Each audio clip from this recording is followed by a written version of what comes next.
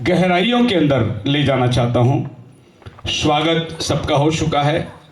खुदावन को आशीष दे। मैं इफिसियों की किताब 11 अध्याय का 4 अध्याय का 11 से 13 वचन तक हम लोग पढ़ेंगे।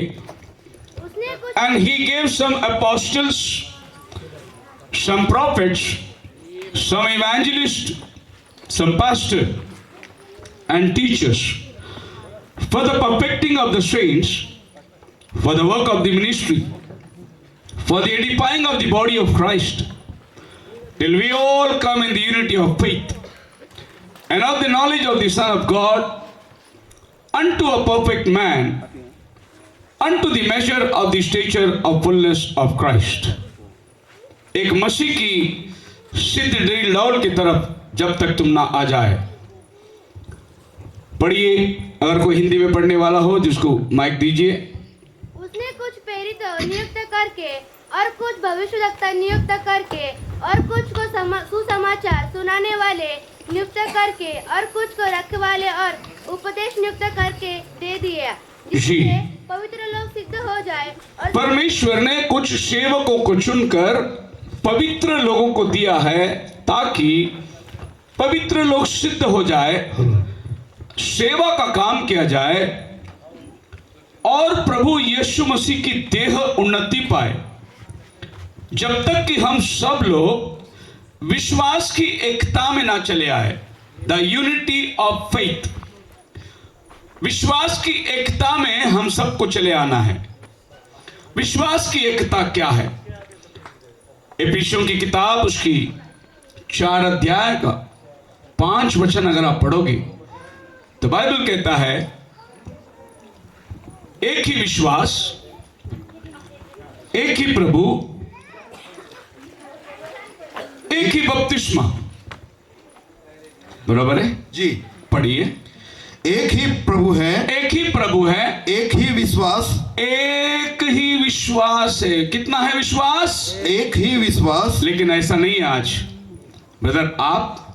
हम लोग पेंटिकोस्टल मिशन है, हमारा विश्वास अलग है। हम मेथडिस्ट है, हमारा विश्वास आपसे थोड़ा अलग है। हम रोमन कैथलिक है, हमारा विश्वास सबसे अलग है। लेकिन बाइबल कितनी विश्वास की बात करती है? एक ही विश्वास की बात करती है। एक विश्वास की बात करती है। हो सकता है हमारा कल्चर अलग अलग होगा। कल्चर अलग अलग का मतलब है, मैं मद्रास से हूं, हम चावल खाते हैं, यह हमारा कल्चर है। आप गुजरात से हैं, आप रोटी खाते हैं, यह आपका कल्चर है। इसीलिए जब हम लोग इधर आए तो गुरुजी ने कल मसाला डोसा वाले को बुलाया था, बोला कि इनको मसाला डोसा खिलाओ। तो हम लोग घर में रोज मसाला डोसा खाते हैं, लेकिन गुजरात में आके भी हमको डोसा मिला। वो हमारा कल्चर है। लेकिन यहां के लोगों का और हमारा विश्वास तो एक ही है। कल्चर अलग हो सकता है, लेकिन विश्वास कितना होना चाहिए? एक ही विश्वास। इसीलिए आज हमारे साथ पंजाब वाले भी बैठे हैं। Hallelujah, hallelujah. जब भी लाइट जाती है समझना प्रभु हमारे साथ है, क्योंकि शैतान को पसंद ही नहीं कि कुछ ऐसी बातें खोल कर लोगों को समझाए। और हम इस बात से बड़ा आनंदित होते हैं कि प्रभु ने तो अपना उपस्थिति हमें बताया गीतों के द्वारा, परंतु कोई महिमा शैतान को नहीं मिलता है तो वो भी अपनी उपस्थिति बताता है, क्योंकि ये सारा संसार उसके हाथों में है। तो बाइबल कहती है, कुछ को प्रेरित करके, कुछ को नबी, कुछ को सुसमाचार, कुछ को पास्टर और कुछ को शिक्षक करके, ताकि पवित्र लोग सिद्ध हो जाएं। बाइबल पवित्र लोगों को सिद्धता में बुलाती है और प्रभु की सेवा का काम किया जाए। सिद्धता में क्यों आना है? क्योंकि प्रभु का सेवा का काम करना है। And the edifying of the body of Christ, और परमेश्वर की सुसमाचार या मसीह की देह उन्नति पाना चाहिए। Till we all come in the unity of faith. Bluetooth mode. जब तक हम FM सब mode. लोग विश्वास की एकता में चले आ जाए। मसीह में मेरे प्रिय लोगों, बाइबल हम सबको विश्वास की एकता में बुलाता है।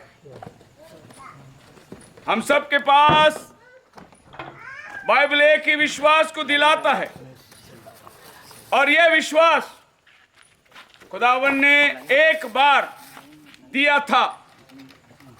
आप पढ़िए यहूदा का किताब, उसकी पहली अध्याय का 3 वचन। यहूदा का किताब पहली अध्याय का 3 वचन। प्रगटीकरण के पहले आएगा, एक ही किताब है। हे प्रियो, हाँ। जब मैं तुम्हें उस उद्धार के विषय जब मैंने तुम्हें उस उद्धार के विषय में कहा, जिसमें मैं अत्यंत परिश्रम से प्रयत्न कर रहा था, जी जिससे हम सब सहभागी हैं, तो मैंने तुम्हें यह समझना आवश्यक जाना कि उस विश्वास के लिए पूरा मैंने ये तुम्हें समझाना अवश्य जाना कि एक बार विश्वास संतों को दिया गया था। एक बार विश्वास संतों को दिया गया था। किसको दिया गया था? संतों को। कितनी बार विश्वास दिया गया? एक ही बार विश्वास दिया गया। लेकिन अगर आप जमाने को देखेंगे तो 300 सदी में लोगों का विश्वास बदल गया, और यह विश्वास आकर मूर्ति पूजा में रुक गई। जहां हम देखते हैं कि मरियम आई, मध्यस्थ के सभी फरिश्ते आए, फिर सेंट फ्रांसिस आया, सेंट ऑफ असासी, फिर इस तरीके से मैडोना और बहुत सारे संत लोग मध्यस्थ में आ गए। आप जानते हैं कि जब विश्वास एक बार दिया गया तो विश्वास में फर्क कैसे आई? मसीह में मेरे प्रिय लोगों, आज शाम मैं प्रभु के उन चुने हुओं से बात करना चाहता हूं। कल शाम मैं भीड़ में बात कर रहा था, गर्दी में बात कर रहा था, लेकिन आज मैं उनसे बात करता हूं जो अपने आप को वचन के मानने वाले या विश्वासी कहलाते हैं। उनके साथ बात करता हूं। बाइबल कहती है एक ही बार विश्वास दिया गया, वो भी संतों को दिया गया था। विश्वास मेथोडिस्ट को नहीं दिया गया, विश्वास पेंटिकॉस्टल लोगों को नहीं दिया गया, विश्वास रोमन कैथोलिक को नहीं दिया गया, विश्वास संतों को दिया गया है। संतों को। वो कोई डिनोमिनेशन थे। बताइए पतरस को आप क्या कहोगे? पेंटिकॉस्टल कहोगे कि लूथरन कहोगे, या मेथोडिस्ट कहोगे, या सीएसआई कहोगे, या सीएनआई कहोगे? पौलुस को क्या कहोगे आप? रोमन कैथोलिक कहोगे? पौलुस को कौन सा संस्था का नाम दोगे तुम? बाइबल कहता है उनके सबके पास एक ही विश्वास था, इसलिए उनके अंदर फर्क जो है वो एक ही जरिया था, वो था रहने का स्थान। एपिस्करास की कलीसिया को लिख, कोरिन्थियों की कलीसिया को लिख, स्मिर्ना की कलीसिया को लिख, लौदीकिया की कलीसिया को लिख। देखिए कोई भी कलीसिया को नाम नहीं है, एक भी कलीसिया को बाइबल में नाम नहीं दिया गया, लेकिन जिस जगह में वो कलीसिया थी उस जगह से, उस जगह के नाम से वो कलीसिया की पहचान होती थी। बताइए बाइबल में कौन सी कलीसिया का नाम है? कलीसिया का नाम सिर्फ जगह से होती थी। मतलब ये है, मान लो आज हम लोग बेडवान में बैठे हैं तो हम कह सकते हैं बेडवान की कलीसिया। कल हम जिस गांव में थे ऐसे कह सकते हैं कि वहां की कलीसिया वाटवी की कलीसिया, नवापुर की कलीसिया। कलीसिया को कोई नाम नहीं है, जगह के नाम से कलीसिया जानी जाती थी। आपको बाइबल पढ़ना है तो पढ़िए, रोम करास की किताब खोलिए और उसका पहला अध्याय यानी पहला वचन के ऊपर लिखे क्या लिखा है, देखो पौलुस क्या कहता है। रोमियो की किताब, पौलुस की ओर से, हाँ जो यीशु मसीह का दास है हाँ और प्रेरित होने के लिए बुलाया गया, हाँ, और परमेश्वर के उस सुसमाचार ऊपर के लिए- ऊपर का टाइटल पढ़िए, अभिवादन। टाइटल प्रेरित पौलुस की पत्री रोमियो के नाम। रोमियो के नाम पौलुस प्रेरित की पत्री। कौन सा कलीसिया का नाम लिखकर वो खत लिखता है? मेथोडिस्ट का नाम लिखा है? नहीं। पेंटिकॉस्टल का नाम लिखा है? नहीं। कहता है कि रोमियो की कलीसिया के नाम प्रेरित पौलुस की पत्री। इसका अगला किताब खोलिए, कोरिन्थियों का किताब, और उसका टाइटल पढ़िए। किसको खत लिखा उसने? कोरिन्थियों के नाम कुरिन्थियों के नाम प्रेरित पौलुस की पत्री। देखिए, इन्होंने अपना कलीसिया का कोई नाम नहीं दिया गया। कलीसिया का नाम होना क्या चाहिए? एक्चुअली क्या होना चाहिए कलीसिया का नाम? अगर आप कलीसिया को नाम देना चाहते तो क्या नाम दे सकते हैं? गढ़त की कलीसिया। हाँ, वो तो जगह के नाम से। अगर कलीसिया को नाम देना चाहते तो मत्ती की किताब 16 अध्याय उसका 18 वचन पढ़ो और कलीसिया को नाम दे दो। जो नाम तुम्हें देना है वो नाम कलीसिया को दे दो। प्रभु यीशु मसीह ने कहा, मैं अपनी कलीसिया बांधूंगा। और मैं भी हाँ। तुमसे कहता हूँ कि हाँ। तू पतरस है, पतरस है, और मैं इस पत्थर पर इस पत्थर पर अपनी कलीसिया बनाऊंगा। कौन बनाएगा? मैं किसका कलीसिया बनाएगा? अपनी, उसका नाम दे दो, यीशु मसीह की कलीसिया। हालेलुया। जब वो कहता अभी ये घर बनाया, अब ये घर में अगर समझो नाम लिखे जाए दरवाजे में, शिखर डिविट करके कोई मूर्ख लिखेगा इसमें? ये घर है नीलेश भाई का, शिखर का काम कौन लिखेगा इसमें? और हमने अपने चर्चों में सब अपना नाम लिख के रख दिया। जिसका चर्च है उसका नाम ही नहीं कोई चर्च के ऊपर। किसी भी चर्च के ऊपर जाके बोर्ड में पढ़ के देखिए, वो यीशु का नाम नहीं मिलेगा, बाकी बहुत सारे नाम मिलेंगे आपको। मुश्किल है यीशु का नाम किसी कलीसिया। देखो, मैं जो बोल रहा हूं एकदम कड़वा सच है, दर्द होगा आपको, लेकिन थोड़ा बैठ के विचार करो कि आज हम कहां बैठे हुए हैं, कौन सी शिक्षण का हम पालन कर रहे हैं। हालेलुया। ये बात कल शाम मैं नहीं बोल सकता था, लोग उठ के चले जाते थे, लेकिन आज आप उठ के जाएंगे तो मैं कोई परवाह नहीं। मैं हमेशा कन्वेंशन में बोलता हूं जो बातें मैं इन दिनों में नहीं बोला। मैंने बोला सबसे गलती आपकी जिंदगी में आपने कभी किया हो तो आज किया। सबसे बड़ी गलती आपने अगर अपनी जिंदगी में कभी किया तो आज किया। कैसे? इस मीटिंग में आके। अब नहीं बचोगे। अब नहीं बचोगे। हालेलुया। तुम्हारी जिंदगी में कभी भूल हुई है तो आज हुई है, जो तुम आ गए इस मीटिंग के अंदर, क्योंकि अब तुम्हारे कान वो सच्चाई को सुनेगी और एक दिन न्याय में तुम्हें खड़ा रहना पड़ेगा। तुम बच नहीं सकते। प्रभु यीशु मसीह कहता है यूहन्ना 12 अध्याय उसका 48 वचन में, बहुत प्यारा वचन है। प्रभु कहता है तुम्हारा न्याय करने वाला एक है, मैं तुम्हारा न्याय नहीं करूंगा। प्रभु कहता है मैं तुम्हारा न्याय नहीं करूंगा, तुम्हारा न्याय करने वाला एक है। कौन है वो? जो वचन मैं तुमसे कह रहा हूं यही तुम्हारा न्याय करने वाला है। मैं नहीं न्याय करेगा। क्यों प्रभु कहता मैंने न्याय करूंगा? क्योंकि अभी मैं क्रूस पर चढ़ने जा रहा हूं, इसीलिए मैं तुम्हें क्षमा देने के लिए आया, मैं तुम्हें न्याय करने के लिए नहीं आया। पर एक है जो वचन मैं कह रहा हूं, यही वचन तुम्हें न्याय के दिन पकड़ेगा। तो तुम्हारा न्याय कौन करने वाला है? चर्च की किताब, डिनोमिनेशन की रूल्स एंड रेगुलेशंस। कौन तुम्हारा न्याय करने वाला है? परमेश्वर का वचन। तो आज ले लो परमेश्वर का वचन और बन जाओ परमेश्वर के वचन की चीज। अपने जीवन को उसके मुताबिक बना लो, क्योंकि यही वचन तुम्हारा न्याय करने वाला है। पादरी साहब तुम्हारा न्याय नहीं करने वाला है, बिशप तुम्हारा न्याय नहीं करने वाला है, कोई पास्टर तुम्हारा न्याय नहीं करने वाला है। तुम्हारा न्याय परमेश्वर का वचन करने वाला है। तो आज अपना जीवन वचन को अधीन कर दो। वचन ही सर्वश्रेष्ठ है। वचन के अलावा आपके जीवन में कुछ नहीं। एक बार एक साहब ने प्रचार करते हुए कहा, मैं परमेश्वर के वचन पर खड़ा रहना पसंद करता हूं, ना कि स्वर्ग में। मीटिंग के बाद किसी ने बोला, भाई साहब आप स्वर्ग में नहीं जाओगे?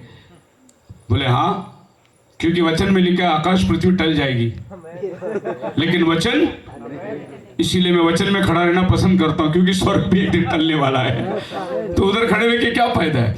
वचन पे खड़े रहो तो वचन कभी भी नहीं टलने वाला है। तो ये वचन आपका पीछा कर रही है, ये वचन सदियों से घूमते चले जा रहा है। ये वचन जो है कभी मिटेगा नहीं। आज साइंटिस्ट लोगों ने एक यंत्र बनाकर आसमान में छोड़े हैं और वो यंत्र ने यीशु मसीह के 2000 साल पहले जो आवाज है उसको पकड़ लिया। और यीशु मसीह ने जो मत्ती 7वां अध्याय में प्रचार किया, धन्य हो धन्य हो धन्य हो, ये संदेश वो यंत्र ने पकड़ा। यीशु की आवाज को उसने पकड़ा, क्योंकि यीशु की आवाज 2000 साल से इस हवा में तरंग रहा है। आपने जो बोल दिया वो हवा में चली गई। अगर किसी के पास में यंत्र हो अमेरिका के अंदर जो आज के इंटरनेट को पकड़ सकती है, तो वो आज अभी लाइव अपना मीटिंग देखता होगा।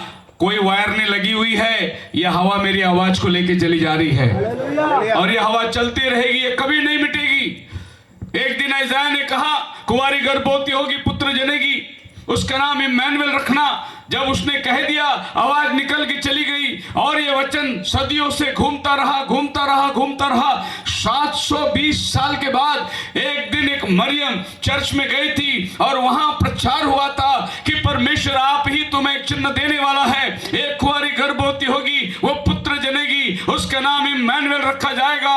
कदाचित वो वचन आज पूरी हो जाए। जो आज विश्वास करे ये वचन उसके जीवन में पूरा हो जाए। उस दिन मरियम ने कहा, आमीन, ये वचन मुझ में पूरी हो जाए। और वो घर चली आई, कामकाज कर रही थी। अचानक उसके मन में विचार ही चल रहा था, काश प्रभु वो वचन जो आज हमारे पास्टर साहब ने कहा वो मुझ में पूरी हो जाए। वो सारा मन उस वचन पर लगा था। बर्तन घिसने के टाइम, खाना पकाने के टाइम, हर जगह के अंदर वही वचन की मनात कर रही थी। अचानक फरिश्ता सामने खड़ा हो गया, बोला, गब्रिएल, परमेश्वर तुझ पर प्रसन्न है, तूने जो मन में सोचा वो तेरे साथ होने वाला है, तू गर्भवती होगी। मरियम बोला, ऐसे क्यों? बोले, परमेश्वर तुझ पर प्रसन्न हुआ है। 700 साल के बाद यशायाह ने कहा हुआ वचन मरियम के गर्भ में आ गया। मरियम ने क्या कहा? जैसा आपका वचन वैसे होने दो। क्या कहा? जैसे आपका वचन होने दो वैसे। ऐसा ही हर मीटिंग में वचन सुनने वाला अगर ये कहे, आज जैसा वचन प्रचारा गया ऐसा ही मेरे जीवन में होने दो, वचन आपको पकड़ लेगा। उसके बाद आप देख सकते हैं वचन आपके जीवन में काम करना शुरू करेगा। हालेलुया। सो हर वचन को आपने आमीन कहना है। भाई ब्रनम की एक स्टोरी हम पढ़ते हैं, जब कहते हैं कि मैं एक बार सिस्टर हैटी के घर पे गया और वो सिस्टर व्हील चेयर में बैठी हुई थी और भाई ब्रनम उसको बोल रहा था कि मैं जब जंगल में था मैंने एक स्क्विरल खारुताई चाहा और परमेश्वर ने कहा बोल हो जाएगा, और मैंने एक छोटी सी पत्थर लेकर इसे मार दिया और बोला खारुताई हो जाए, और वहां पर खार मालूम है ना, स्क्विरल, वो हो गया। भाई ब्रनम बोलते मुझे यकीन नहीं हुआ, मैं अपना बाल खींचने लगा और मेरे को यकीन नहीं कि मैंने कहा और वो सृष्टि। खुदावन ने बोला विश्वास नहीं है, एक बार और बोल। उसने फिर से एक छोटी लकड़ी निकाल कर फेंका, बोला यहां पर स्क्विरल हो जाए, और वहां स्क्विरल हो गया। तब प्रभु ने कहा कि अब भी विश्वास नहीं, उठा अपना बंदूक और मार। और जब नबी ने बंदूक उठाकर गोली मारी, वाक्य में गोली लगा और स्क्विरल नीचे गिर पड़ा था, लहू था। उसने जाकर उसको उठाया, तब उसे मालूम पड़ा, अरे ये मैं दर्शन नहीं देख रहा हूं, ये तो हकीकत हो गया है। उसने मुंह से बोला और वहां सृष्टि हो गई। ये हमारी 20वीं सदी के दिनों की बात है। अब इसमें हम शक नहीं करते, क्योंकि उस दिन मूसा ने बोला मेंढक आ गए, उस दिन मूसा ने बोला तिली आ गए, लोगों में मक्खी आ गए, उस दिन मूसा ने बोला आसमान से ओले गिरने लगे। जी, परमेश्वर ने सृष्टि का सामर्थ्य अपने नबियों को दिया हुआ था, बस केवल आपने उस वचन को आमीन कहना है। हालेलुया। बहुत सारी बातें मैं आज आपको एक गहरी बात के अंदर लेके जाना चाहता हूं। मसीह लोगों का सिद्धता, कलीसिया की सिद्धता, प्रभु के आने पर कलीसिया कैसी होनी चाहिए और कैसे कलीसिया रैप्चर में जाएगी, उसके विषय में वचनों के अंदर से आपको अगुवाई करता हूं। सबसे पहले हम देखेंगे ये कौनशील पत्थर है जिसको नबी कहता है कि ये कौनशील पत्थर जो हेडस्टोन है वो स्वयं सर है, यानी कि हमारा मसीह। इस तरीके से कलीसिया अपने आप को बनाती है। और उसका शरीर जो है, जो मैंने कल पिरामिड के बारे में बात करा था, ये पिरामिड के कैपस्टोन को हानोक ने नहीं बनाया था, क्योंकि ये कैपस्टोन ऊपर से आती है, कलीसिया नीचे से तैयार होती है। मैंने कल कहा था इसमें पूरी बाइबल समा के रखा है। अगर मैं इस पे बात करूं तो मैं हफ्ता भर बात कर सकता हूं, पूरी बाइबल को लेकर इसमें सेट कर सकता हूं। अब आप देखिए, ये कैपस्टोन के और नीचे पिरामिड के बीच में एक छोटा सा लाइन है, खाली जगह है। ये खाली जगह पवित्र आत्मा का जगह है। पवित्र आत्मा कलीसिया को तैयार करता है, कैप्शन ऊपर से आता है और दोनों मिलकर। अब कलीसिया कैसी बनती है? जैसी कैपस्टोन ऊपर है उसी तरीके से कलीसिया का आकार होगा। मतलब कोने का सिरे का पत्थर जैसा है वैसे कलीसिया बढ़ते जाएगी। कलीसिया ऐसी नहीं बढ़ेगी, कलीसिया मसीह को देखकर बढ़ेगी। मसीह का आकार होना बहुत जरूरी है। आजकल कलीसिया जैसे मन चाहे वैसे बन रही है। कलीसिया हमेशा मसीह को देखकर उस आकार में बनना है। इसीलिए बाइबल कहता है चोटी का पत्थर जो राज मिस्त्रियों ने टुकराया वही कोने का सिरे का पत्थर बन गया। हम लोग को पत्थर की तरफ लेवल में बढ़ते जाना है। आप घर में जाके पढ़िए, जब सुलेमान ने मंदिर बनाने का काम शुरू किया था, एक अद्भुत काम वहां हम देख सकते हैं। पूरी पृथ्वी से लकड़ियां पत्थर चली आई मंदिर बनाने के लिए। 20 साल में 7 साल मंदिर बनाने को लगा, 13 साल सुलेमान को महल बनाने को लग गया। 20 साल लगे। इन 7 सालों में जब वो मंदिर बना रहा था, एक भी हथौड़ी और चीनी की आवाज नहीं आई। बाइबल कहता है हथौड़ी की आवाज। आप सोचिए कैसा मंदिर बनता होगा। एक हथौड़ी की आवाज नहीं। इतना विशाल भवन बन रहा है जो पृथ्वी में ऐसा कोई ना इससे पहले कोई बनाया ना को बना सकता है। इतना बड़ा भवन बनाने के लिए हथौड़ी की आवाज नहीं। मतलब मंदिर बनता कैसा होगा? जहां जहां से पत्थर तरस कर आए थे वो एक माप के पत्थर आए थे। जहां से पत्थर बन के आई थी वो उसी माप से बन के आई थी। खाली सुलेमान को वो पत्थर उठाकर एक के ऊपर एक रखकर मंदिर बनाना पड़ा, ना कि हथौड़ी चीनी चलाना पड़ा। अगर विश्व का सभी जगह से जहां से लकड़ी आ रही थी वो एक माप के कट के आ रहे थे। नबी कहता है कि मंदिर का पत्थर बनाने वाला, लकड़ी बनाने वाला, जिनके अंदर पवित्र आत्मा जाकर एक माप के पत्थर बनाकर वो यरूशलेम को भेज रहे थे, ताकि जो भवन बन रहा है वो परमेश्वर का भवन बन रहा है। उसकी आत्मा सबकी अगुवाई कर रही है। और आज हम लोग 35,000 डिनोमिनेशन बना रहा है, सबके पत्थर आड़े टेढ़े बैठे हुए। इसका पत्थर उससे नहीं मिलता, उसका पत्थर उससे नहीं मिलता। क्यों? कौन सा मंदिर हम बना रहे हैं? सुलेमान ने मंदिर एक परमेश्वर के लिए विभवशाली मंदिर बनाया, सभी पत्थर माप के आए थे। आज सब पत्थर माप के क्यों नहीं आ रहे? आज एक में का पत्थर आपस में क्यों टकरा रहा है? सो ये पिरामिड जिस शेप से बनता है, कलीसिया उसी आकार से बनना है। यानी मसीह को देखकर कलीसिया को तैयार होना है। और कलीसिया जो है उसकी दुल्हन कहलाती है। प्रकाशित वाक्य 21 अध्याय 9 वचन के अंदर बाइबल कहता है, come hither, I will show thee the bride the lamb's wife. आजा, मैं तुम्हें मेमने की पत्नी दिखाता हूं। मेमने की पत्नी। जिन 7 स्वर्गदूतों के पास 7 अंतिम विपत्तियां से भरे हुए 7 कटोरे थे जी, उनमें से एक मेरे पास आया। हाँ। और मेरे साथ बातें करके कहा, हाँ। इधर आ, इधर आ, मैं तुझे दुल्हन, हाँ, अर्थात मेमने की पत्नी दिखाऊंगा। मैं तुझे दुल्हन अर्थात मेमने की पत्नी दिखाऊंगा। बाइबल कलीसिया को दुल्हन कहती है। मैं तुझे मेमने की पत्नी दिखाऊंगा। मेमना कौन है? प्रभु यीशु मसीह। उसकी पत्नी यानी उसकी दुल्हन। 10 कुमारी दुल्हन थे, दुल्हे को मिलने के लिए चले आए। कलीसिया को बाइबल हमेशा दुल्हन का स्थान देता है।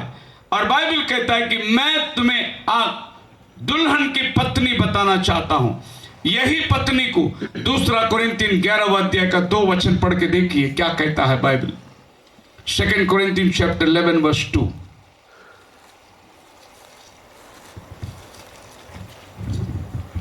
क्योंकि हाँ, मैं तुम्हारे विषय में ईश्वरीय धुन लगाए रहता हूं।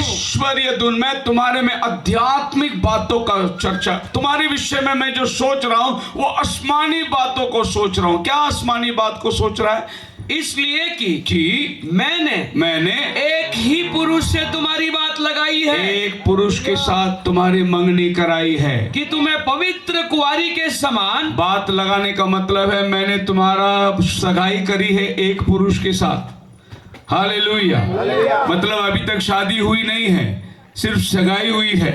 किसके साथ? एक पुरुष के साथ। आज हमारे रिश्ते कितने पुरुष के साथ है? प्रभु यीशु मसीह की जो दुल्हन है, ये दुनिया के साथ में कोई रिश्ता नहीं रखेगा वो, क्योंकि उसका संबंध एक पुरुष के साथ हो चुका है। एक बार मंगनी क्यों कराते आपको मालूम है? मंगनी इसलिए कराते कि इसके आगे तू दूसरे लड़के को नहीं देखेगा। हमारी बात पक्की हो गई, अब शादी तक हम अपने आप को तैयारी करना है। पौलुस कहता है मैंने तुम्हारी बात एक पुरुष के साथ लगाई। और यहां पर बात लगाने के टाइम कलीसिया कैसी है? चेस्ट वर्जिन, कुंवारी। कैसा है कलीसिया? कलीसिया की दशा कैसा है? मैंने तुम्हारी बात, क्योंकि मैं तुम्हारे विषय में ईश्वरीय धुन लगाए रहता हूं, इसलिए कि मैंने एक ही पुरुष से तुम्हारी बात लगाई है। हाँ। कि तुम्हें पवित्र कुंवारी के समान। कुंवारी, पवित्र कुंवारी, कुंवारी को सौंप दूं। हाँ, कुंवारी और पत्नी के बीच में अंतर है। प्रकाशित वाक्य में हमने क्या पढ़ा? फरिश्ता कहता है आ देख मैं मेमने का पत्नी दिखाता हूं। लेकिन यहां पौलुस बोलता है आ मैं तेरी बात एक पुरुष के साथ लगाई है, कुंवारी के रिश्ते पर। कैसे? कुंवारी। जब यूसुफ को पता चला कि मरियम गर्भवती है तो यूसुफ चुपके से उसे छोड़कर भागना चाहा। उसने मन में विचार कर दिया कि हाय मरियम गलत लड़की निकली, शादी से पहले ये कैसी गर्भवती हो गई। परंतु फरिश्ते ने आकर यूसुफ से कहा जा उसको अपना ले, क्योंकि उसके गर्भ में जो बच्चा है वो परमेश्वर की ओर से है। तू जो मन में विचार कर रहा है कि मरियम ने कोई गलत काम किया होगा, कैसी वो गर्भवती हो गई, मैं तो कुंवारी के साथ शादी करना चाहता हूं। मरियम कुंवारी ही है, लेकिन उसके गर्भ में जो बच्चा है वो पवित्र आत्मा के द्वारा बच्चा है। उसके बाद यूसुफ ने जाकर मरियम को अपनाया, वरना वो मरियम को छोड़कर भागना चाहता था। और आज भी कोई भी लड़का ऐसे लड़की से शादी नहीं करेगा जो गर्भवती है। उसको चाहिए कुंवारी। हमारे प्रभु को चाहिए कुंवारी। और वो कुंवारी, पौलुस ने बोला मैंने तुम्हारी बात एक पुरुष के साथ लगाई है, तुम्हें पवित्र कुंवारी की नाई उसके हाथ में सौंप दूं। इसके बाद में एक शादी होती है। शादी 19वां अध्याय में होती है। मेमने का ब्याह पहुंचा है 19 का 7 में। आओ हम सब आनंदित हो जाए, क्योंकि मेमने का ब्याह आ पहुंचा है। 21वां अध्याय में जो यहां शादी हो रही है वो पत्नी बन के आ रही है। शादी हो गई अभी। अब शादी होने के बाद आपको कोई दुल्हन नहीं बोलेगा। शादी होने के बाद आप क्या बन जाते हैं? पत्नी। किसकी पत्नी बन जाते हैं? मेमने की पत्नी। किसकी पत्नी बन गए? मेमने की पत्नी बन गए। अब मेमने की पत्नी बनने के बाद में दुनिया का किसी का अधिकार तुम पे नहीं चलेगा। तुम्हारा अधिकार या तुम्हारे ऊपर अधिकार केवल तुम्हारा पति का अधिकार चलेगा। हालेलुया। और आज बहुत से लोग संसार के अंदर अपना पति का नाम लेते हैं। एक लड़की अगर शादी के दिन बातचीत हो गई तो आकर क्या कहेगी? देखो मैं शादी तो करना चाहती हूं, लेकिन मेरा बाप का नाम नहीं कटेगा। ऐसा अगर बोले तो लड़का बोलेगा तू रह तेरे घर पे, मैं नहीं शादी करने का तेरे साथ। एक लड़की जब शादी करती है तो बाप का नाम कट जाता है, उसका पति का नाम जुड़ जाता है। तो आज ये पृथ्वी की कलीसिया के साथ में किसका नाम जुड़ना चाहिए? उनका पति का नाम जुड़ना चाहिए। लेकिन पति का नाम लेने से लोग कतराते हैं, ऊपर से बोलते हैं वो यीशु वाले हैं। अजय हमारा पति का नाम हम लेके घूम रहे तो हमको यीशु वाले बोलते। तुम किसका नाम लेके घूमते हो? तुम्हारी शादी किसके साथ हुई है? संस्थाओं के साथ शादी हुई है इनकी। पति के साथ शादी नहीं हुई, क्योंकि ये पति का नाम ही लेने के लिए कतराते हैं। मसीह में मेरे प्रिय लोगों, जब ये कलीसिया अपने आपे में तैयार होती तो बाइबल कहती है मसीह ऊपर से चला आता है ताकि कलीसिया अपने आप को सिद्धता में पाए जाए। इफिसियों की किताब पहली अध्याय 4 वचन के अंदर, according to he had chosen us in him before the foundation of the world, उसने, हाँ, जैसा उसने हमें जगत की उत्पत्ति से पहले उसमें चुन लिया। Praise the Lord, hallelujah. प्रभु ने हमें जगत की उत्पत्ति से पहले, संभालो, चुन लिया। एक बार हम ट्रेन में सफर कर रहे थे, हमारे साथ कुछ विश्वासी लोग आगे मेरे से पहले बैठे हुए थे और मैंने देखा कि वो लोग मजाक मस्ती कर रहे थे। मजाक में ऐसे बोलते, बॉम्बे में लोकल ट्रेन में एक उठ गया, एक स्टेशन आया तो वो लड़का वहां बैठ गया और बोला कि परमेश्वर चमत्कार किया, यहां पर मेरे को एक सीट मिल गया। वो बैठ गया। और भी 2-4 बच्चे खड़े हैं, एक और सीट खाली हुई अगले स्टेशन पे, उसने बोला परमेश्वर इधर भी चमत्कार किया, इधर भी एक सीट मेरे को मिल गया। और मैं भी उनके सामने बैठा था, मुझे नहीं जानते वो, तो मैंने उनको कहा एक बात बोलूं? हाँ बोलिए ना। मैं बोला परमेश्वर का नाम ठट्टों में नहीं उड़ाया जाता। सीट मिल गया, जगह मिल गई, प्रभु ने इधर चमत्कार किया, शोभा नहीं देता आप लोग को? उन्होंने मुझसे पूछा आप कौन साहब? मैं बोला मैं भी तुम्हारे जैसा एक विश्वासी हूं।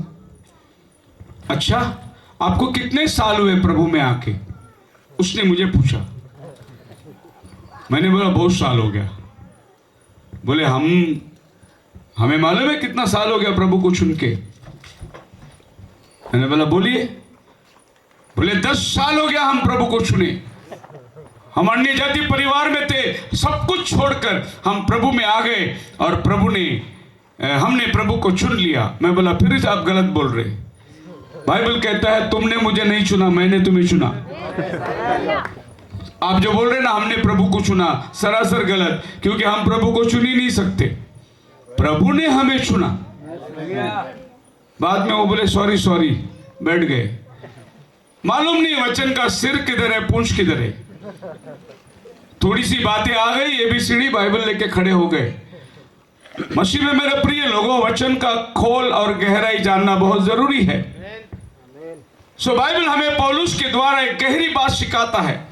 इससे पहले कि दुनिया उत्पन्न हुआ उसने हमें चुन लिया, जाकि हम लोग पवित्र, निर्दोष, एंड बिफोर हिम लव, हम उसके सामने निर्दोष और पवित्र होने के लिए उसने हमें चुन के ले लिया है।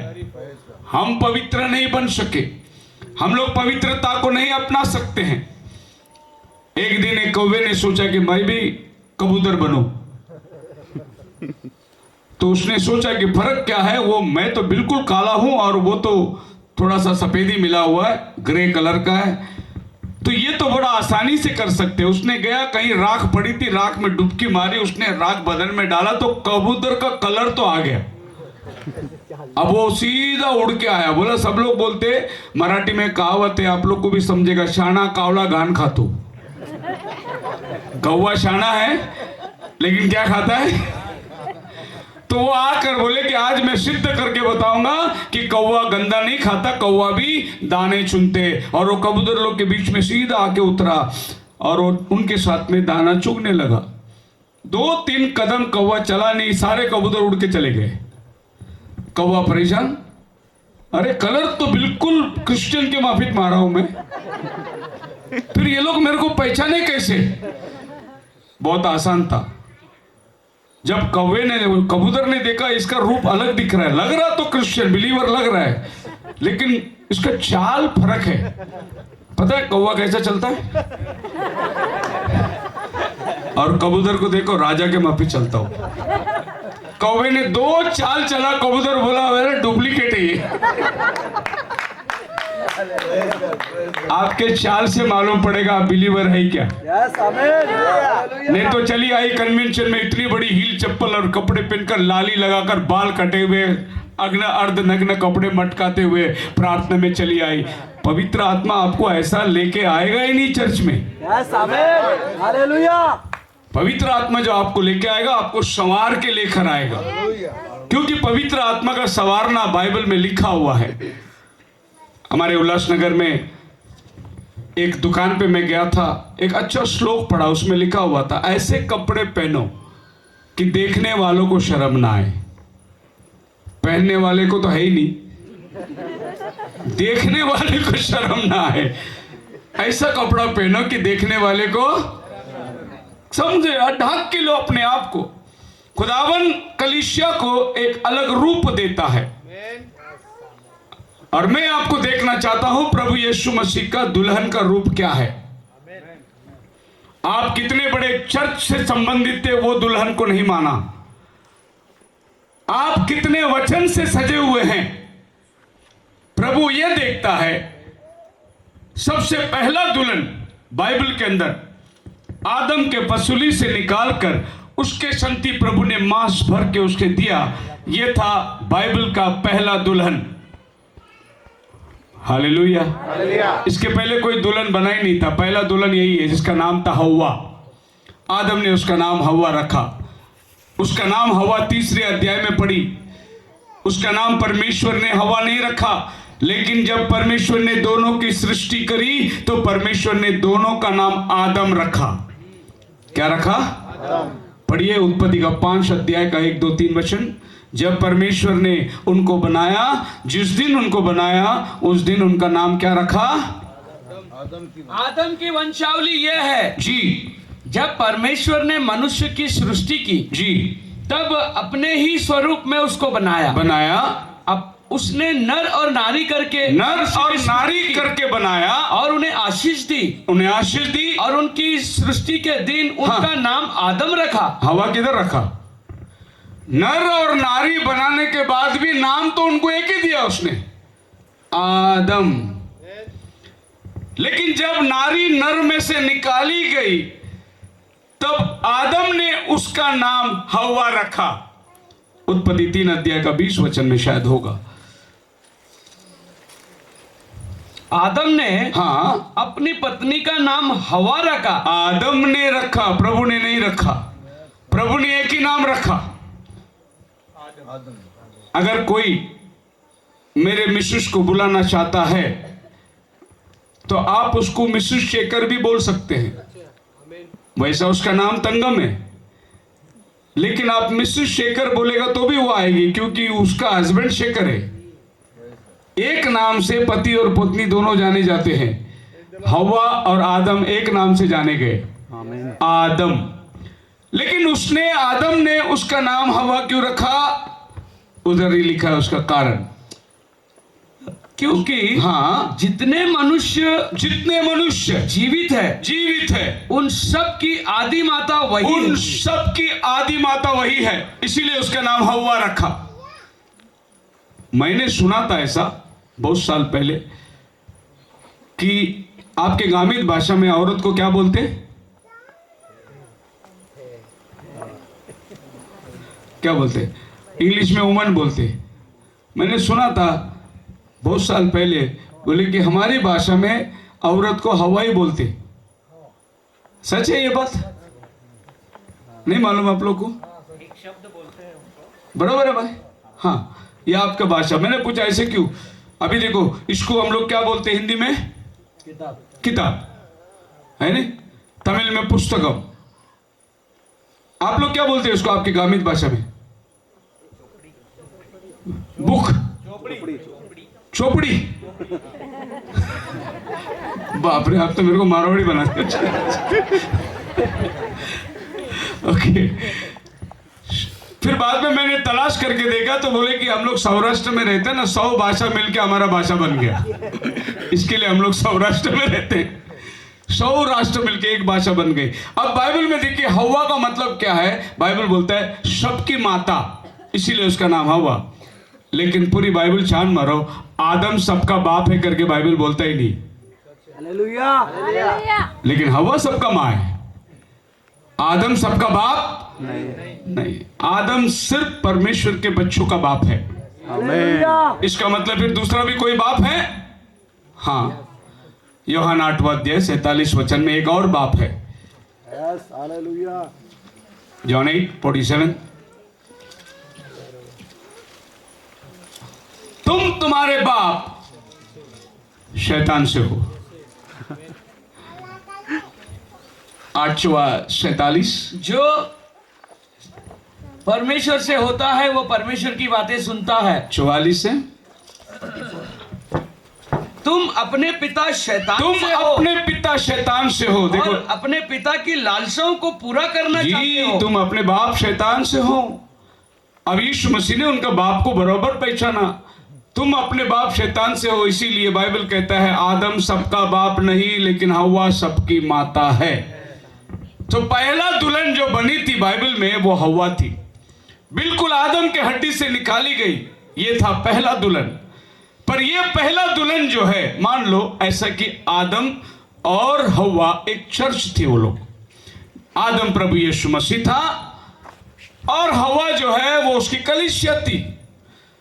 आदम सर था, हव्वा उसकी शरीर थी, क्योंकि एक ही शरीर, पति और पत्नी माता पिता को छोड़कर एक शरीर बने रहेंगे। तो ये दोनों एक शरीर थी। तो पहला दुल्हन मतलब पहला चर्च आदम के वाटिका के अंदर, और इसका अपनी लालसा पति के पास, ये लोग समानता के अंदर थे। लेकिन एक दिन हव्वा ने क्या किया, शैतान का संदेश को सुना, शैतान का उपदेश को सुना। शैतान ने आकर कहा कि देख, ऐसा कोई पेड़ है जिससे परमेश्वर ने मना किया था?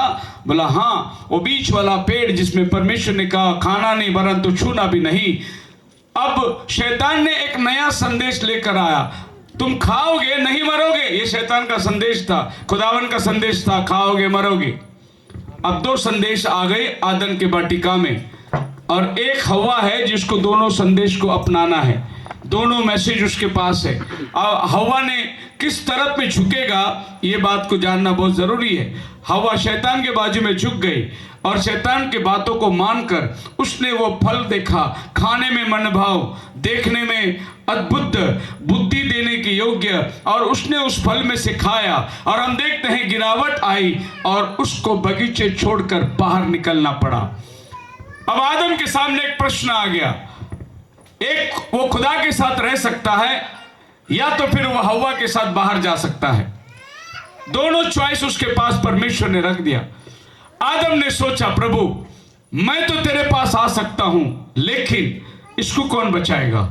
ये तो मेरे हड्डी की हड्डी, मेरा मांस का मांस है, इसीलिए मैं इसके साथ बगीचे से बाहर जाता हूं ताकि मैं इसका उद्धार का प्रयोजन कर सकूं। और आदम पत्नी के साथ बाहर चला गया। उसी तरीके से प्रभु यीशु मसीह क्रूस पर आया, कलीसिया नीचे थी। हे पिता तूने मुझे क्यों छोड़ दिया? यीशु मसीह स्वर्ग छोड़कर जमीन में आया इसलिए कि वो अपनी पत्नी के साथ उसका कष्ट भोगकर, उसका दुख छुड़ाकर उसको वापस ले आने के लिए वो दुख में जाना पसंद किया। हे पिता तूने मुझे क्यों छोड़ दिया? मतलब आदम का बगीचा छोड़कर यीशु मसीह आपको और हमको बचाने के लिए जो उसकी पत्नी थी वो क्रूस पर चढ़कर बलिदान हो गया। सो आदम का जीवन एक प्रतिमा है कि एक दिन यीशु मसीह आकर इसी तरीके से जैसे वह हवा के साथ चला गया खुदा को छोड़कर, यीशु मसीह भी हे परमेश्वर ने मुझे क्यों छोड़ दिया छोड़कर वो आप और हम के लिए दुख भोगने को पसंद किया। सो ये आदम और हवा जो पहले पत्नी थी परमेश्वर के वचन को तोड़ दिया। अब देखेंगे जो काम हवा ने नहीं किया वो काम मरियम करके दिखाई। कैसे? मरियम ने कहा जैसा तेरा वचन वैसा होने दे। अगर यही बात हवा कहती शैतान को, नहीं जैसा परमेश्वर का वचन है हम वैसे करेंगे, तो पाप नहीं होता। आप और हम आज मरणहार शरीर में नहीं होते, ये बुढ़ापा को हम नहीं देखते, क्योंकि परमेश्वर ने आदम को मरने के लिए नहीं बनाया, उसको हमेशा की जिंदगी के लिए बनाया था। लेकिन आज हम क्यों मरण के अंदर जा रहे हैं? यह हमारा पहला माता पास्टर हव्वा का संदेश हुआ। किसका? पास्टर हव्वा का संदेश की वजह से आज हम लोग यहां पहुंच गए हैं। एक दिन 75 साल होने के बाद सारा ने एक तरकीब सोची। अब्राहम को कहा देखो जी आप भी बूढ़े मैं भी बूढ़ी, अब संतान होगा या नहीं होगा पता नहीं, लेकिन खुदावन ने वायदा किया था ना 65 पर 75 पर, जब ये 65 की और 75 की प्रभु ने बोला कि तुझे संतान होगा, जाओ उस देश में मैं देता हूं, आदम वचन को डट के रहा, लेकिन हव्वा जो है, सारा जो है कहती है देखो हम ये मिस्र देश में आए, ये लड़की अच्छी है, हमारे काम कर रही है, क्यों नहीं हम इस लड़की को लौंडी बनाए और इसके द्वारा तुम कम से कम बीज को तो उत्पन्न करो ताकि तुम्हारा वारिस बना रहेगा। और अब्राहम ने पास्टर सारा का बात सुना, पैदा इस्माइल हुआ। अभी भी झगड़ रहे हो, झगड़ा आते कहां से? जो हजीरा के बच्चे पैदा होते वहीं से झगड़ा शुरू होता है। सारा के बच्चे कभी झगड़ा नहीं करते, वो हमेशा मेल मिलाप की बात करते हैं। हालेलुया। तो फिर आज सारा पुलपिट में खड़े रहेगी तो चर्च कहां जाएगी?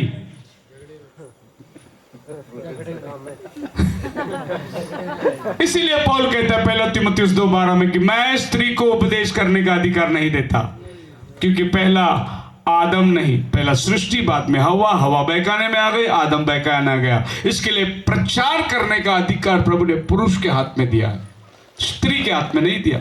स्त्री को वचन के अधीनता में रहने के लिए कहा।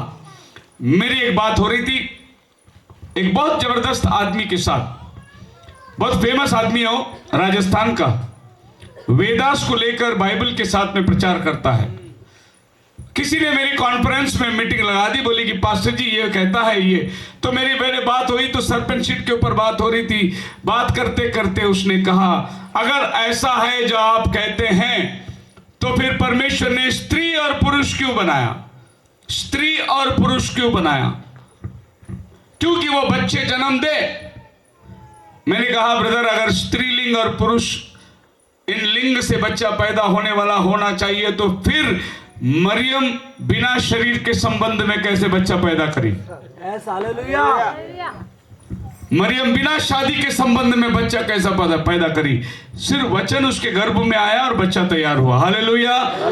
अगर आदम कहता था हव्वा को तू गर्भवती हो जा, हव्वा गर्भवती होती थी, क्योंकि आदम के अंदर वो सृष्टि का ताकत था। लेकिन आदम ने शैतान का जरिया को इस्तेमाल किया, जिसके वजह से गिरावट आई और पहला हव्वा हार गई। उस हव्वा ने वचन को नहीं संभाल सका।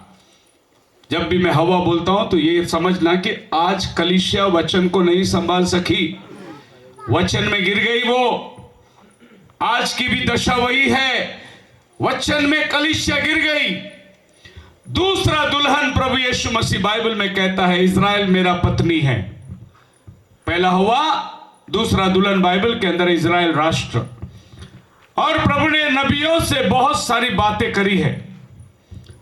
बाइबल के अंदर एक ऐसा नबी था जिसको प्रभु ने कहा कि जा वेश्याओं के गली में और वहां से एक वेश्या को अपने घर में लेकर आ, उसके साथ शादी करना। और वो जाकर एक वेश्या के गली में, एक खुदा का बंदा नबी वेश्या के गली में घूम रहा है दुल्हन ढूंढ के।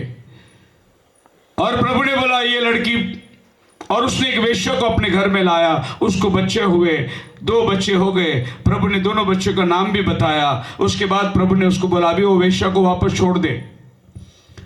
और वो वेश्या वापस छोड़ी गई और वो वेश्या वापस धंधे में चली गई और किसी गुलाम के पास जाकर वो धंधा कर रही थी।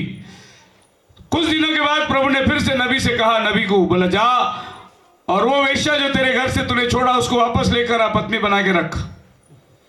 और ये फिर से जा रहा है उस गली में घूमते हुए, औरत किधर है? वो एक गुलाम के घर में थी। बोली मैं फिर से तुझे शादी करना चाहता। बोले क्यों अजी मेरा अपमान करते हो? अब यहाँ से लेके गए वापस मुझे ला के अभी वापस ले जाना चाहते। बोले प्रभु ने कहा फिर से तुझसे शादी कर। और फिर से उसने वेश्या को ले आकर अपने घर में रखा। खुदा का बंदा है। अब ये खुदावन को पूछते प्रभु क्या करूं इसके आगे? प्रभु ने बोला अभी इज़राइल प्रजा को बोल कि जैसे तू वेश्यागमन करी, मैंने तुझे लेके आया था लेकिन तू मेरे साथ रहना पसंद नहीं किया, फिर से तू मूर्ति पूजा में जा रही है। मैंने तुझे मूर्ति पूजा से उठा के लाया था, वेश्यागमन से उठा के लाया था, लेकिन तू रहना पसंद नहीं कर रही है, छोड़ दे। मैंने इस बनी इज़राइल के साथ ऐसा ही किया जैसा तू ये वेश्या के साथ पे किया। प्रभु इज़राइल को कहता है तू वेश्यागमन किया है। यिर्मयाह की किताब 8वां अध्याय का 3 वचन में क्या लिखा? मैंने तुझे तलाक चिट्ठी दे दिया। प्रभु ने इज़राइल को तलाक दिया। बोला कि आज से मैं तुझे छोड़ दे रहा हूं और मैं अभी नया दुल्हन ढूंढूंगा अन्य जातियों में जाकर। और ये अन्य जाति दुल्हन जो प्रभु ने ढूंढ के निकाला वो आप और हम हैं, जो पत्थर को पूजने वाले प्रभु ने हमें अपना दुल्हन बना के लेकर आया। एक दिन सैयर्ष राजा ने बड़े धुन में आकर शराब के नशे में 127 प्रांतों पर राज करने वाले सब अधिकारियों को बुलाया और शराब में धुन होकर चाहा कि मेरी रानी वस्ती कितना सुंदर है, देखो। उसने बोला वस्ती आ और इनके सामने नाच। ये सब मेरे दोस्त लोग शराब पिए हुए, इनके सामने नाच। वस्ती रानी आने से इनकार कर दिया, बोला मैं नहीं आऊंगी। अब सभी मंत्री लोग बोले राजा अगर तेरी रानी ने इनकार किया तो हमारे घर में क्या होगा, कोई भी हमारी बात नहीं सुनेगा। तो बोले क्या करें, बोले अपने पत्नी रानी वस्ती को उस पद से हटा दे वहां पर और तेरे लिए एक नया रानी ढूंढा जाए। उसने कहा ठीक है ढूंढो। वस्ती को हटाया गया और एक अन्य जाति रूत को, किसको लाए थे, एस्टर को, उसको ले आकर रानी बना के प्रभु ने रख दिया। एस्तर का मतलब एस्तार देवी, एक अन्य जाति नाम रखा हुआ लड़की को ले आकर उसने राजा बनाया। ये वस्ती रानी कौन थी, यहूदी लोग थे जो प्रभु के दुल्हन बनना चाहते थे, लेकिन उन्होंने प्रभु को आना इनकार किया। तब प्रभु आप और हम एस्तर को चुन लिया और एस्तर के द्वारा प्रभु ने सारे इस्राएल को बचाया। बाइबल के अंदर जाके देखो, जहां से भी दुल्हन आई है वो हमेशा अन्य जातियों से आई है दुल्हन। अब देखिए रूत और ओर्पा नवमी के पीछे पीछे चले गए। मोआबी लड़की लोग थे और प्रभु ने मोआब से ले आकर उनको इस्राएल के अंदर जोड़ दिया और रूत के द्वारा, बोआज के द्वारा यीशु मसीह की वंशावली ये धरती पे चली आती है। उसके आगे आप अगर बाइबल पढ़ोगे अच्छी तरीके से, जेरिको के शहर में जब जासूस लोग जाते हैं, उस जेरिको शहर में राहाब नाम की एक वेश्या है। उसकी एक डोरी चिनानी मिली और कहा कि यदि तू ये डोरी को अपने खिड़की में बांध रखे तो तेरा घर बच जाएगा। और राहाब ने उनके पास से टोकन ले ली और युद्ध के समय डोरी अपने खिड़की में रखी। राहाब का घर बचाया गया, पूरा जेरिको नाश हो गया। राहाब आके इस्राएल के अंदर जोड़ी गई और यही राहाब का नाम मत्ती पहले अध्याय में यीशु की वंशावली में आ गया। उसका नाम यीशु की वंशावली में रबेका का नाम नहीं आया, यीशु की वंशावली में सारा का नाम नहीं आया, यीशु की वंशावली में एलिजाबेथ का नाम नहीं आया, यीशु की वंशावली में अच्छी औरतों का नाम नहीं आया, यीशु की वंशावली में राहाब का नाम आया, तामार का नाम आया, रूत का नाम आया। जो गंदे औरत थे उनका नाम यीशु की वंशावली में आ गए। आज यीशु की वंशावली को यहूदी लोग टुकराए जो अच्छे थे, लेकिन हम पवित्र अपवित्र जीवन जीने वाले लोगों को प्रभु ने अपने वंशावली में गिन के ले लिया और आज हमें उसने दुल्हन बनाया जिसके द्वारा ये पृथ्वी में जन्म देना चाहता है। सो प्रभु का दूसरा पत्नी था इस्राएल। इस्राएल ने भी प्रभु को धोखा दिया और प्रभु ने क्या किया, उनको छोड़कर अन्य जातियों के पास वो दुल्हन लेने के लिए चला गया। अब अन्य जातियों में से प्रभु ने अपने लिए दुल्हन को तैयार किया है। अब उनकी आंखें खुलेगी जब प्रभु आपको और हमको आसमान पर ले जाएगा। एक बाइबल में बहुत बड़ा किस्सा है जो यीशु मसीह की प्रतिमा है। 11 भाई लोगों ने मिलकर यूसुफ को भेज दिया। यूसुफ चला गया पोतीफार के घर पर, वहां दर्शन की बात बताई, वहां पर उसकी लड़की से शादी किया और यूसुफ प्राइम मिनिस्टर बन गया। अब अकाल पड़ी और ये 11 भाई लोग यूसुफ के पास आते हैं अनाज लेने के लिए, पर उनको मालूम नहीं ये उनका ही भाई है। और जब ये 11 लोग आकर खड़े हैं, यूसुफ उनको पहचान लिया, ये मेरे भाई लोग हैं। उसने उनसे वार्ताहत करी, उनको दान भी दिया, दोबारा फिर से बुलाया, उनके दान में वापस पैसे रख के भेज दिए। और यूसुफ ने उनको पहचानने के बाद उनको अंदर ले आया, कमरा बंद किया, सबको बाहर निकाल दिया और अपना भेष को उतारा और बोला मुझे पहचाना मैं कौन हूं। उन्होंने बोला अरे ये तो हमारा छोटा भाई यूसुफ। अब वो लोग डरने लगे, कांपने लगे, बोले अब ये क्या करेगा। जब ये छोटा था हमने इसका लहू, कपड़े को बकरी के लहू से बाप को दिया और इसको गुलाम के हाथ में 20 चांदी के टुकड़े में भेजे। अब पिता को हम क्या जवाब देंगे, अब तो ये राजा है, अब ये हमें मारेगा। इसी तरीके से मस्जिद में मेरे प्रिय लोगों, यूसुफ ने कहा घबराओ मत, अच्छा क्या तुमने मुझे बेचा, तुमने मुझे बेचा, इसके लिए प्रभु ने मुझे पहले यहां लेकर आया और यहां पर प्रभु ने मुझे अधिकारी दी और आज ये सारा धान्य भंडार का मैं अधिकार हूं। अब मुझे एक पत्नी मिली है, महल में बैठी है और उसकी वजह से तुमको भी खाना मिलेगा, तुम लोग यहां बच सकते हो। बोलो हालेलुया। प्रभु यीशु मसीह आएगा अपने यहूदियों के बीच पर, वो लोग बोलेंगे अरे ये तो वही है जिसको हमने खिला मार दिया, ये तो वही है जिसको हमने ठुकराया। प्रकटीकरण पहला अध्याय में लिखा है, और जिन्होंने उससे भेदा था वे भी उसे देख के रोएंगे। हमने तो इसको, अब तो ये बदला लेगा हमारे पास। यीशु कहेगा मत डरो, अच्छा किया तुमने मुझे 2000 साल पहले बेच दिया। अगर तुमने मुझे नहीं बेचा होता तो मुझे दुल्हन नहीं मिलती। और आज दुल्हन मिल गई है, दुल्हन की वजह से अभी तुमको खाना मिलेगा। अब दुल्हन किधर है? जब यूसुफ अपने भाइयों के ऊपर प्रकट हो रहा था, दुल्हन महल में थी, वैसे यीशु जब इजराइल में प्रकट होगा, आप और हम स्वर्ग में रहेंगे। रैप्चर में प्रभु लेके जाता है, दुल्हन को ऊपर रखता है और प्रभु नीचे उतर कर आता है। प्रकटीकरण 14 के अंदर प्रभु यहाँ पर दुल्हन को उठा के ले जाता है। 4 अध्याय में दुल्हन को ऊपर रखकर प्रभु नीचे आ रहा है, यहूदियों को अपने आप को रिवील कर रहा है। उसके बाद में 19वां अध्याय में वो अपनी पत्नी को लेकर नीचे राज्य करने के लिए चला आ रहा है। प्रकटीकरण की स्टोरी बहुत मीठा से, पर इज़राइल ने उसको टुकराया, वो उसकी दूसरी पत्नी थी। और प्रभु आया अपनी तीसरी पत्नी के पास, वो था दुल्हन प्रभु यीशु मसीह की, जो जगत उत्पत्ति से पहले प्रभु ने उसको चुन के रखा था। इफिसियों की पहले अध्याय के अंदर बाइबल में लिखा है, ये वचन दुल्हन होगी। कोलोसियों की किताब 3 अध्याय उसका 12 और 13 वचन में लिखा है, put on therefore as the elect of God, परमेश्वर की चुने हुए के समान पवित्र और beloved bowels of mercy, kindness, humbleness, mind, meekness, long suffering, forbearing one another and forgiving one another। दुल्हन कैसी होगी? कैसी दुल्हन की क्वालिटी होगी? यहूदी लोग आज भी क्षमा नहीं करते हैं। यहूदी लोग के पास क्षमा का दिल नहीं है। प्रकटीकरण 6वें अध्याय में जब 5वीं मोहर खुलती है, वेदी के नीचे आत्माएं कहते हैं हमारा बदला कब लेगा। वो अभी भी बदले की बात करते हैं, लेकिन यीशु मसीह की दुल्हन बदले की बात नहीं करेगी। वो क्या बात करेगी मालूम है? पढ़िए।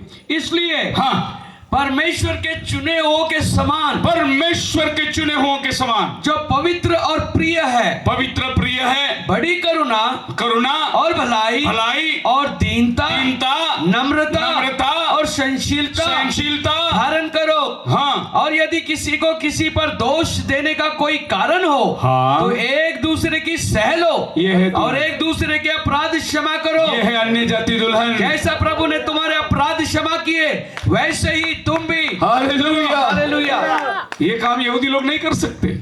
वो खाली बदले का भावना लेके बैठेंगे, लेकिन प्रभु की दुल्हन को प्रभु ने क्या बोला? एक में को क्षमा करो, एक में को सहनशीलता रखो, एक में को अपने से बढ़कर जानो। मीकनेस, हम्बलनेस, जेंटलनेस, ये सारे गुण जो है परमेश्वर ने अपने दुल्हन के अंदर रखा हुआ है। बोलो हालेलुया। रोमियो की किताब 8 अध्याय का 30 वचन में प्रभु कहता है, मोरओवर जिनको परमेश्वर ने चुना है उनको बुलाया है, जिनको बुलाया है उनको धर्मी ठहराया है, और जिनको धर्मी ठहराया है उनको प्रभु ने महिमा भी दी है। ये सब दुनिया बनाने के पहले प्रभु ने आपके लिए चुन के रखा है। 9 गिफ्ट्स प्रभु ने अपनी दुल्हन को सजाया है। जैसे एक दूल्हा अपने दुल्हन को बहुत सारे जेवनार देकर उसे सजाता है, वैसे प्रभु यीशु मसीह ने अपने दुल्हन को सजाया है। कैसे सजाया है? 1 कुरिन्थियन 12 अध्याय 7 से 11 तक लिखा है, वचन, बुद्धि, विश्वास, दैवी की चंगाई, नबियों की भविष्यवाणियां, परखने की आत्मा, अन्य भाषाओं का अर्थ समझाना, ये सारे गुणों से परमेश्वर ने अपने दुल्हन को सजाया है। और अपने दुल्हन को प्रभु ने गलाती 5:22 के मुताबिक प्रेम, आनंद, धीरज, शांति, long suffering, gentleness, faith, meekness and temperance, इन गुणों से परमेश्वर ने अपने अन्य जाति की दुल्हन को भरा हुआ है। हालेलुया। क्योंकि वो अपने दुल्हन को लेके जाना चाहता है, और प्रभु ने अपने दुल्हन को सजाने के लिए 5 प्रकार की सेवा दी है। आपको बनाने के लिए, आपको सजाने के लिए। आप इस बात को ध्यान रखिए, एस्तर की कहानी को अगर आप पढ़ोगे तो राजा ने एस्तर को तैयार करने के लिए 6 महीना इत्र से तैयार करेगी, 6 महीना तेल से तैयार करेगी। उसको तैयार करने के लिए 7 व्यक्तियों को चुना गया। एस्तर रानी को तैयार करके राजा के पास लाने के लिए 7 यूनक को चुना गया, और ये लोग उसको तैयार कर रहे हैं। प्रभु यीशु मसीह ने अपने दुल्हन को चुनने के लिए 7 कलीसिया काल को तैयार किया, और ये 7 कलीसिया काल उसकी दुल्हन को तैयार कर रही है। युगों से लेकर प्रभु की दुल्हन, ये 2000 साल में सातों कलीसिया के बीच में से प्रभु अपने दुल्हन को तैयार कर रहा है। इस दुल्हन को सजाने के लिए प्रभु ने 5 प्रकार की सेवा रखी है। आज हम लोग सेवा के अंदर रेवरेंड साहब को देखते हैं, बिशप साहब को देखते हैं, कार्डिनल को देखते हैं, पोप को देखते हैं, सुपरिंटेंडेंट को देखते हैं, लेकिन प्रभु ने सिर्फ ये 5 सेवा को रखा है दुल्हन को तैयार करने। उसने कुछ को प्रेरित एफिसियों की किताब 4 अध्याय उसका 11 वचन में ये 5 प्रकार की सेवा ही दुल्हन को तैयार करेगी। उसने कुछ को प्रेरित नियुक्त करके, कुछ को प्रेरित नियुक्त करके, कुछ को भविष्यद्वक्ता नियुक्त करके, कुछ को भविष्यद्वक्ता नियुक्त करके, और कुछ को सुसमाचार सुनाने वाले नियुक्त करके, कुछ को सुसमाचार सुनाने वाले नियुक्त करके, और कुछ को रखवाले और उपदेशक नियुक्त करके दे दिया, जिससे हाँ पवित्र लोग सिद्ध हो जाए। पवित्र लोग कौन है? प्रभु यीशु मसीह की दुल्हन को सिद्ध करने के लिए प्रभु ने 5 प्रकार की सेवा दी है, और ये 5 प्रकार की सेवा आपके हाथ के पंजे पर है, आप देख सकते हैं। पहला सेवा प्रेरित है, दूसरा सेवा भविष्यद्वक्ता है, तीसरा सेवा सुसमाचारिक है, चौथा सेवा पास्टर, अरे 5वीं सेवा टीचर। ये 5 प्रकार की सेवा प्रभु ने कलीसिया में दी ताकि कलीसिया उन्नति पाए। पर आज ये 5 प्रकार की सेवा में एक ही सेवा आपको मिलेगा, पास्टर की सेवा मिलेगा खाली। बाकी ये 4 सेवा कहां गायब हो गया मालूम नहीं। लेकिन ये 5 सेवा दुल्हन को क्या करेगी? तैयार करेगी। हालेलुया। अभी मैं आपको बताऊंगा, देखो ये मेरी 5 उंगलियां है, इसमें ये जो है ना प्रसिद्ध है, ये सब काम कर सकता है। ये भविष्यवाणी भी करेगा, भविष्यद्वक्ता का काम भी करेगा, ये सुसमाचार का काम भी करेगा, ये पास्टर का काम भी करेगा, ये टीचर का काम भी करेगा। लेकिन टीचर भविष्यद्वक्ता का काम नहीं कर सकता, सुसमाचारिक भविष्यद्वक्ता का काम नहीं कर सकता। ये चारों सेवा आपस में एक के काम नहीं कर सकते, लेकिन प्रसिद्ध सबका काम कर सकता है। हालेलुया। लेकिन आज प्रेरिता की सेवकाएं खत्म हो गई। लोग सोचते हैं प्रेरित खाली वो थे 12 लोग जो यीशु के टाइम पे जिंदा थे। नहीं, बाइबल बोलता है कलीसिया रैप्चर में जाने तक कलीसिया में प्रेरित होना चाहिए। कहां गई प्रेरित की सेवकाई? कहां गए आज वो प्रेरित कहलाने वाले लोग? नहीं है। लोग बोलते यूहन्ना बपतिस्मा देने वाले तक आखिरी नबी है, उसके बाद नबी नहीं होगा। बाइबल कहता है कलीसिया के अंदर नबी का होना जरूरी है, नहीं तो ये कलीसिया सिद्धता में नहीं आ सकती। अब सर्वेंट्स को बाइबल बोलती है पाइपल मिनिस्ट्री, ताकि प्रभु की देह उन्नति पाए और प्रभु की देह को सामर्थ्य मिले। सबसे पहला है अपोस्टल। प्रसिद्ध अपोस्टल वो होता है जो बुलाए हुए लोग, प्रभु को देखा हुआ लोग और भेजा हुआ व्यक्ति। तो आपका जो थंब है ये अपोस्टलिक मिनिस्ट्री है। अपोस्टलिक मिनिस्ट्री आज खत्म हो गई। अपोस्टलिक मिनिस्ट्री के ऊपर आज लोग विश्वास नहीं कर सकते, लेकिन प्रभु यीशु मसीह ने अपनी कलीसिया अपोस्टल लोगों के डॉक्ट्रिन पर ही बनाया गया है।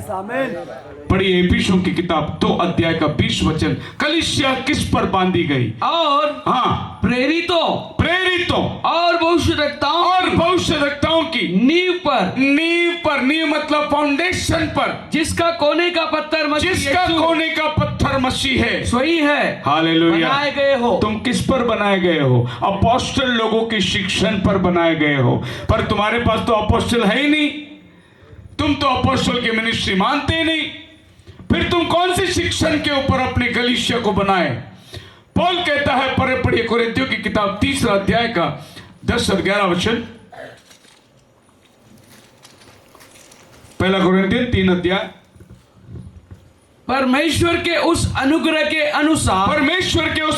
अनुसार जो मुझे दिया गया है, मैंने बुद्धिमान राजमिस्त्री मास्टर बिल्डर के हिसाब से नींव डाली, बुनियाद डाली, और दूसरे उस पर रद्दा रखता है। आप लोग सब उसके ऊपर बांध काम करो, दूसरा बुनियाद मत डालो। हालेलुया। पर हम लोग बुनियाद डालते गए। बाइबल बोलते हैं दूसरा बुनियाद मत डालो, बुनियाद मैंने डाल दिया है, तुम खाली ऊपर बांधो। हालेलुया। लेकिन लोगों ने क्या सोचा कि हम भी एक फाउंडेशन डालेंगे, हम भी एक फाउंडेशन डालेंगे, और फाउंडेशन डालते डालते शिक्षण भिन्न भिन्न, बाइबल बढ़ गया। पौलुस पहला कुरिन्थियों के अंदर पहले अध्याय में बोलता है, क्या मसीह बढ़ गया? कोई कहता है मैं अपोलोस का, कोई कहता है मैं केफास का, कोई बोलता है मैं अपोलोस का, कोई बोलता है मैं, क्या मसीह बढ़ गया? अरे अपोलोस ने बीज डाला, पौलुस ने पानी डाला, प्रभु ने बढ़ाया, क्योंकि उनके अंदर प्रेरितता की सेवकाई पाई जाती थी। वो सोचते थे कि हम सब एक ही खेत में काम कर रहे हैं, बीज परमेश्वर का है, लेकिन यहां पर ठेकेदार बन गए। एक बार एक पास्टर जी आए, बोले कि अरे मेरा मेंबर लोग सब चले गए, पता नहीं वो आदमी भड़काया, वो दूसरे चर्च में चले गए। मैंने बोला कोई घबराने की बात नहीं, हम लोग नेट में एक बात डाल देंगे, मेरी कुछ बकरी खो गई है, किसी को मिल गया तो वापस लाके दे दो। इंटरनेट में डाल देंगे, मेरी कुछ बकरी खो गई, किसी को मिले तो उसको लाके अपने घर में छोड़ देना। पास्टर बोलता है मेरी भेड़ों को भड़का दिया उसने, मेरे भेड़ों को उसने तितर बितर कर दिया। हाँ तो कोई बात नहीं, हम लोग इंटरनेट में डाल देंगे कि कहीं ना तुम्हारा भेड़ कहीं ना कहीं तो मिल जाएगा, लेके आके ऊपर। पर यहाँ लेके आके छोड़ने वाले नहीं, काट के खाने वाले लोग हैं, क्योंकि ये लोग भेड़िए बन गए हैं अभी। सो प्रेरितों की सेवकाई के ऊपर अपन बांधे गए। दूसरा सेवकाई क्या है? It is only the finger that can touch all the fingers. दूसरा सेवकाई है द प्रॉफिट। प्रॉफिट का काम जो है हमेशा सामने वाले को उंगली बताकर बोलना, पश्चाताप कर, अपना मन प्रभु को दे दे। प्रॉफिट का काम सामने वाले को उंगली बता के बात करने का, ये प्रॉफिट का काम है। प्रॉफिट हमेशा सामने वाले को डांट मारेगा। मैंने तेरे बारे में सपना देखा है, तेरी एक्सीडेंट हो रही है, पश्चाताप कर, संभाल, अपना जीवन प्रभु को दे दे। ये प्रॉफिट का काम है, और प्रॉफिट को चर्च में होना जरूरी है। जो भी आपद चर्च में आता है वो प्रॉफिट को पहले मालूम होता है, और प्रॉफिट जो है वो बात को आपके सामने लेकर आएगा। पढ़िए आमोस की किताब 3 अध्याय का 7 वचन। प्रभु अपने प्रॉफिट को बताए बिना कुछ भी नहीं करता। उसको अगर कुछ करना है तो अपने प्रॉफिट को पहले बताता है। आमोस की 3:7। इसी प्रकार से हाँ, प्रभु यहोवा अपने दास भविष्यद्वक्ताओं पर अपना मर्म बिना प्रकट किए कुछ भी ना करेगा। हालेलुया। हालेलुया। लोग बोलते रात को प्रभु ने मेरे को दर्शन में आके बात किया, आप ये बताना, और बोल देते हो लोग। मैं बोलता हूं ये सबकी बस की बात नहीं। प्रभु रात को आके दर्शन में बात करता है। प्रभु खाली नबियों के पास आके बात करता है। आदमी चलते चलते बोल देता है प्रभु अभी बस आते आते मेरे को दर्शन मिला। एक बार मेरे पास एक पास्टर आए थे मद्रास से, और मेरे को बोले मैं तो प्रभु रात को मेरे को जो देता है मैं संडे को प्रचार करता हूं। डायरेक्ट प्रभु मेरे को देता है, मैं प्रचार करता हूं। मैं बोला बहुत बड़ी बात है। मैं बोला ये संडे आप हमारे चर्च में आ जाइए। बोले हाँ मैं जरूर आऊंगा। मैं बोला पर प्रभु जो आपको देता वो मत प्रचार करिए, मैं आपको देगा वो प्रचार करिए। बोले क्या प्रचार करना है? मैं बोला 7 मोहरों के ऊपर प्रचार करिए संडे। 7 मोहर, हाँ, प्रकटीकरण 6वां अध्याय में 7 मोहर है, उसके ऊपर प्रचार करिए। नहीं ऐसे कैसे प्रचार कर सकते? प्रभु मेरे को जो देगा वही प्रचार करूंगा ना। मैं बोला मेरे को बिरयानी खाने का है, मेरे को दाल चावल नहीं चाहिए। अब आप मेरे को बिरयानी बना के दे दो। नहीं वैसा मैं नहीं कर सकता। मैं बोला फिर प्रभु रोज आके आपसे बात करता है, प्रभु को बोलो मेरे को प्रकटीकरण देने के लिए।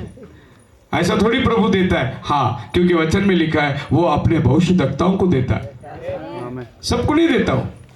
इसके लिए भविष्यद्वक्ताओं की सेवा होना बहुत जरूरी है, तभी आपको परमेश्वर के मर्म को जानने का अनुग्रह होगा। हालेलुया। आप प्रेरितों की सेवकाई को देखोगे तो पत्रस अपने पत्र में लिखता है, पौलुस उसकी बातें कभी कभी समझने को कठिन होता है। पत्रस पहला पास्टर, पहला कलीसिया का पास्टर। पत्रस पौलुस से सीनियर, बाद में पौलुस विश्वास में आया, लेकिन पत्रस पौलुस के बारे में लिखता है उसकी पत्री बड़ी कठिन होते हैं, समझ में नहीं आता, बहुत गहरी बातें वो लिखता है। क्योंकि प्रभु को, पत्रस को प्रभु ने पढ़े लिखे को पास भेज दिया। किसके पास भेजा? पढ़े लिखों के पास। और पढ़ा लिखा पौलुस को प्रभु ने किसके पास भेजा? आप और हम अनपढ़ के पास भेजा। प्रभु का हिसाब किताब बिल्कुल अलग है। वो यहूदी लोग तैयार होकर, पंडित लोग शास्त्र भाग से भरे हुए थे। बोले ये पढ़े लिखे को सीधा करने के लिए मच्छी पकड़ने वाला अनपढ़ ही काफी है, लेकिन ये मूर्ति पूजा करने वाले को, पत्थर को ईश्वर मानने वाले को समझाने के लिए पढ़े लिखे को भेजना पड़ेगा करके उसने पौलुस को हमारे पास भेजा, क्योंकि पौलुस हर शास्त्र को पढ़ा हुआ आदमी था। पौलुस की स्टडी बड़ी खतरनाक स्टडी थी।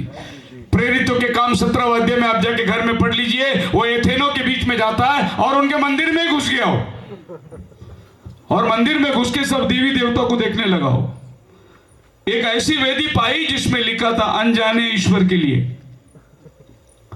पौलुस बोला अजीब आदमी, इतना 33 कोटि भर के रखे, एक वेदी ऐसा भी रखा खाली, अनजाने ईश्वर के लिए। पौलुस उधर ही खड़ा हो गया वेदी के पास। ए अथेनियों, मैं देखता हूं तुम तो बड़े भले धार्मिक हो, तुम्हारी धार्मिकता इतनी आगे है कि हमारे पास जितनी देवताएं, देवी देवताएं, इसके अलावा अगर कोई हो और हमें मालूम नहीं तो ये वेदियां मुश्किलें रखे हैं। वो नाराज ना हो, खाली वेदी रख दी।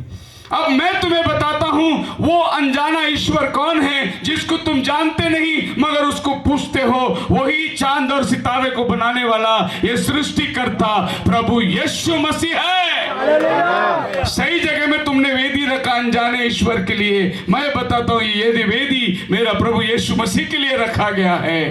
एथेनियों में जाकर उन्हीं की शास्त्रों में से उनको पढ़ाता था।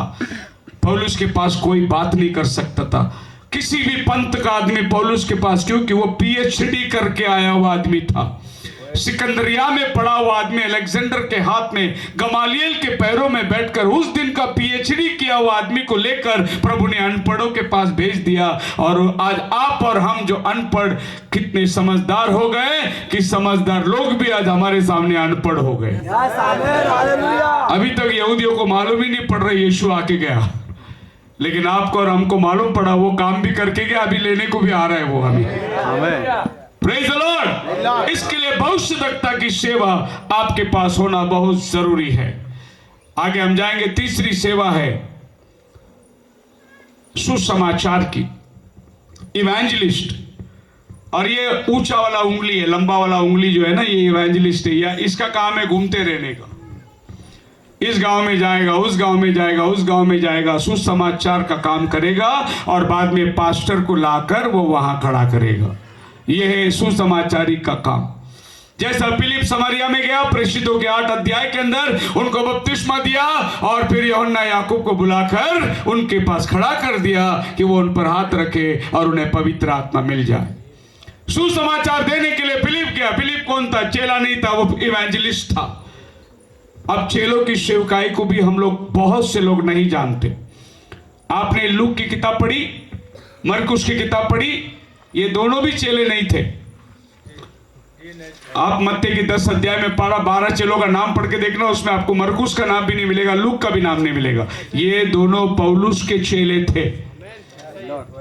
लेकिन पौलुस के चेलों ने यीशु मसीह का सुसमाचार कैसे लिखा?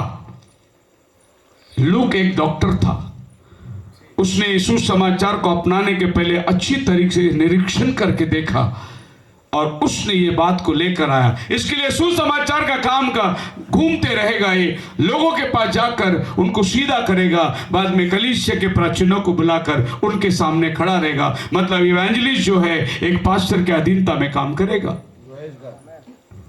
एक इवेंजलिस्ट को पास्टर का होना जरूरी है, क्योंकि पास्टर चर्च का सुप्रीम अथॉरिटी है। अब इस उंगली के बाद में ये उंगली आता है, इसको बोलते हैं रिंग फिंगर। शादी की अंगूठी इस उंगली में पहनाते हैं और ये है पास्टर। पास्टर का काम क्या है? इस उंगली के अंदर क्यों शादी का रिंग पहनाते हैं? इसका कनेक्शन दिल के साथ है। पास्टर का कनेक्शन विश्वासियों के साथ में रहता है। उनका सुख में, दुख में, मैयत में, उनके से सब शादियों में, मंगनी में कौन शामिल होता है? पास्टर। इसके लिए पास्टर जो है ये वाला उंगली जो हृदय से कनेक्टेड है, हर दुख कलीसिया के सारा कामकाज करने का अधिकारी है। और आखिरी जो उंगलियों में है वो है टीचर। पास्टर के बाद कौन सा उंगली आता है? टीचर। और टीचर आपको मालूम है कौन सा उंगली है? ये वाला उंगली। टीचर का क्या काम है? कान का मैला निकालने का काम। कान के अंदर ये अपोस्टल जाएगा ही नहीं अंदर,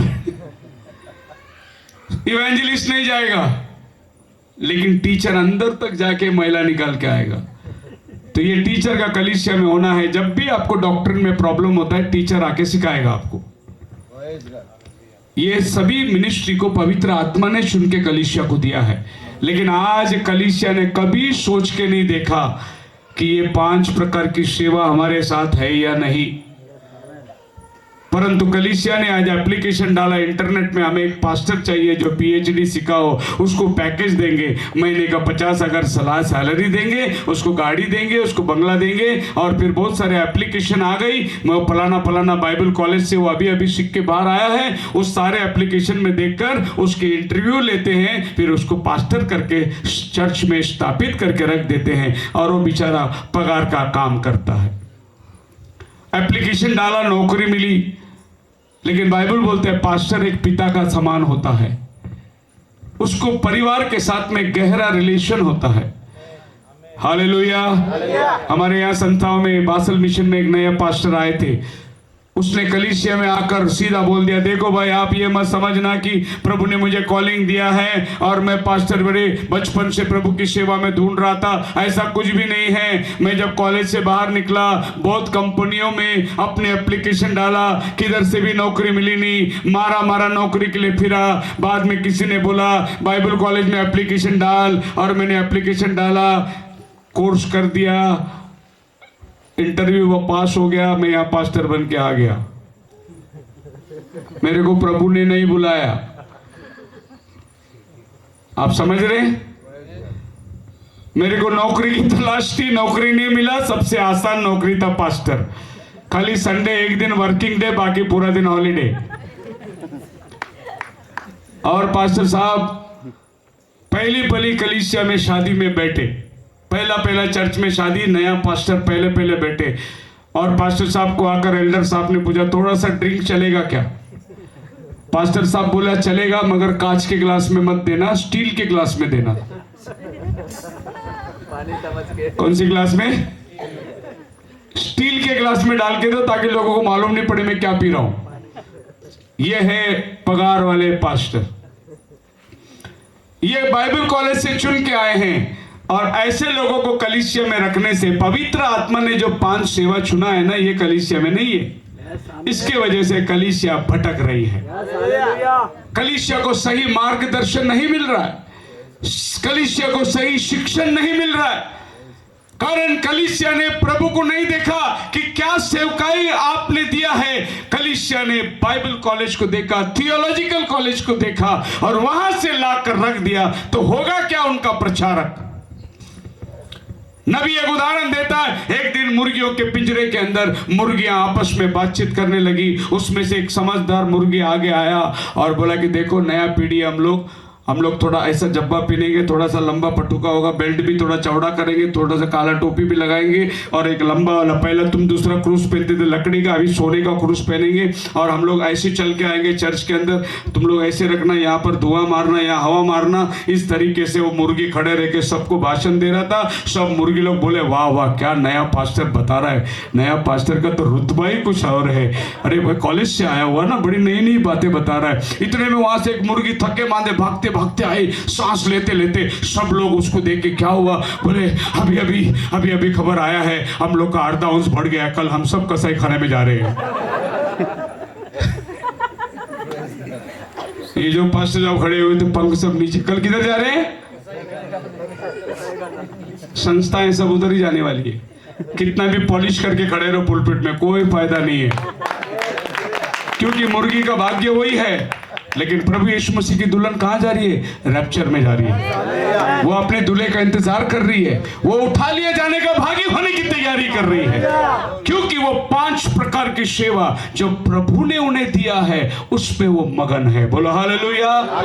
देखो बात थोड़ी कड़वी तो लगेगी, मगर सच्चा है। ये 5 प्रकार की सेवा के आखिरी जो है टीचर। और आप देखिए कलीसिया कैसी बनती है। The church administration, Christ has head, यीशु हमारा सर होना चाहिए। घर में 2 सर नहीं होता, एक ही सर होता है घर पे। और वो एक सर जो है घर में पति का अधिकार है। आदन के वाटिका में पहले दोनों का समानता में थी, 2 सर थे, और हवा जो है अपनी डिसीजन ले ली। प्रभु ने बोला आज के बाद तेरी लालसा तेरे पति की ओर होगा, सर एक ही होगा, तो अपने पति के अधीनता में रहेगा। प्रभु ने सर एक कर दिया। उस दिन से कलीसिया जो है एक ही सर की बात अधीनता में मानना है, वो है पास्टर। मसीह के नीचे सुप्रीम अथॉरिटी पास्टर है, और पास्टर के नीचे प्रोफेसी का काम चलता है, अपोस्टल का काम चलता है, टीचर का काम चलता है, इवेंजलिस्ट का काम चलता है। एक चर्च की फॉर्मेशन ऐसी होती है। कलीसिया बनाना है तो ये बात ध्यान रखो, हमारे कलीसिया में कितना अच्छा झुम्मर लगा है, कितना अच्छा कारपेट लगा है, कितने अच्छे केर बाखड़े लगे हैं, वो इंपॉर्टेंट नहीं। हमारे कलीसिया इन चीजों से अभिषिक्त है क्या, ये देखना बहुत जरूरी है। यही वो चीज है जो प्रभु की देह को तैयार करता है। उसके नीचे आता है डीकन्स। डीकन जो है चर्च के पुलिसमैन है, और उसके नीचे आता है ट्रस्टी जो खजीनदार चर्च के खर्चे वर्चे संभालते हैं, और उसके नीचे आते हैं कांग्रीगेशन, कलीसिया के लोग। यह है प्रभु ने कलीसिया के छत्र छाया बना के दी। इसी अनुसार एक कलीसिया का चलना होगा। आपस में कन्वर्सेशन को बनाए रखने के लिए एक बार पति पत्नी का झगड़ा हो गया। पति ने पत्नी से कहा देख आज के बाद बात नहीं करेंगे हम लोग, तू तेरा काम देख, मैं मेरा काम देखेगा। अगर तुझे कुछ बोलना होगा तो ये चिट्ठी लिख के ये डब्बे में डाल देना, मुझे कुछ बोलना होगा मैं चिट्ठी लिख कर ये डब्बे में डाल दूंगा। दोनों जन ने फैसला किया। सवेरे पति 9 बजे उठा, 7 बजे काम पे जाना था। उसने औरत को देखकर बोला उठाया नहीं मुझे तूने, 10 बजने आए। औरत ने बोली डब्बे में देखो 7 बजे मैंने 3 चिट्ठी डाली है, तुम उठे नहीं तो मैं क्या करूं। आप समझ रहे हैं? वार्ताहत होने से एक में के दुख को समझ सकते हैं। चिट्ठी लिख के डालेगा तो कुछ नहीं होगा, चिट्ठी वहीं पड़ी रहेगी। एक में को आपस में समझौता। तो ये 5 प्रकार की सेवा, और ये 5 प्रकार की सेवा हर क्षेत्र के अंदर। अगर आपको कुछ बातें सीखनी है तो पास्टर बोलेगा टीचर के पास जाओ, वो तुम्हें सिखाएगा। अगर आपको कुछ बातें प्रभु के पास से चाहनी है, पास्टर बोलेगा भविष्यद्वक्ता के पास जाओ, वो प्रभु की मर्जी को बात कर तुम्हें बताएगा। नहीं मेरे गांव में एक जन को लेके जाना है प्रार्थना के लिए, सुसमाचारी को लेके जाओ, वो तुम्हारे गांव में आकर तुम्हें सुसमाचार सुनाएगा। हमारे घर में बर्थडे है, पास्टर जी पास्टर को लेके जाओ, वो बर्थडे का काम करेगा। इस तरीके से अगर कलीसिया में काम आ जाएगी, पवित्र आत्मा कलीसिया में उतर आएगा, और पवित्र आत्मा में विश्वास की एकता को हम लोग पाएंगे। हालेलुया। जैसे हमने पहला वचन पढ़ा था कि हमारे अंदर विश्वास की एकता आना बहुत जरूरी है। आप मेरे साथ हैं? खुदावन आपको बड़ी आशीष दे। काफी टाइम हो गया है। प्रभु की एकता, विश्वास की एकता में हम सब लोग आना चाहिए। यह है कलीसिया की गहरी शिक्षण। आइए हम दुआ में जाएंगे, अपने आंखों को बंद करें, प्रार्थना में जाएंगे। प्रभु ने दिए इस मधुर समय के लिए हम प्रभु को धन्यवाद देंगे। सब लोग अपने पैरों पर खड़े हो जाएं।